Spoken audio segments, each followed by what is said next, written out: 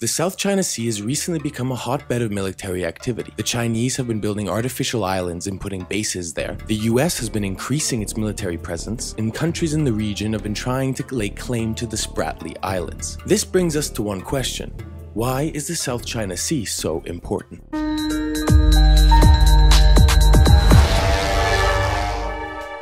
Publicly, the dispute stems from an issue over national territorial waters. China disputes the United Nations agreed exclusive economic zone. The EEZ defines the territorial waters each state is allowed to exploit off its shoreline. In the South China Sea, it's about 200 nautical miles off the coast of the Philippines, Vietnam, Malaysia, and China. At its center are international waters, where the U.S. Navy actively patrols. China ignores the UN-established EEZ and claims a historic right to the South China Sea. One example is China's claim over the Spratly Islands on the south end of the sea.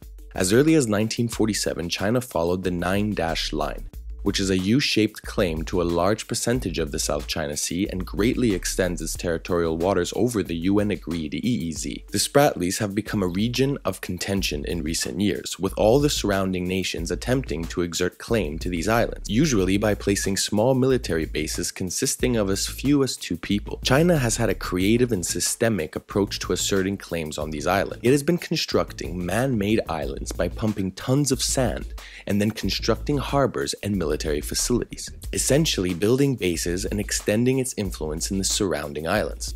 China's Navy has also been successfully blockading contested islands and slowly but surely gaining control of more and more territory. One aspect of the South China Sea dispute that isn't well reported is how this is a resource-packed region, with huge oil and natural gas reserves.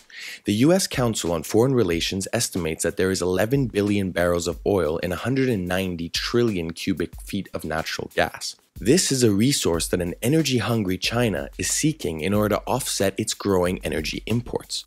In 2016, it surpassed the United States as the largest energy importer in the world. China views itself as a rising power, and energy security is crucial to its future goals and status. It has been suggested that the United States would prefer that these resources are exploited by its allies in the region, whereby large multinational energy companies could also more easily be involved. Another critical factor is control of naval trade.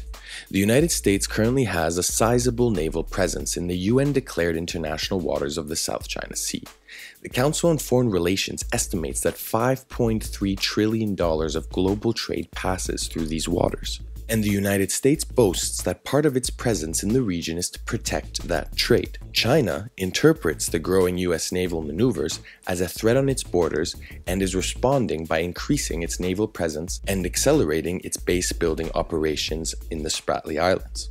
The U.S., on the other hand, has been attempting to contain China's actions by making its allies in the region more active and increasing its own naval patrols. Publicly, U.S. policymakers have been emphasizing the aggressive nature of the Chinese presence, particularly when regarding the Spratly Islands.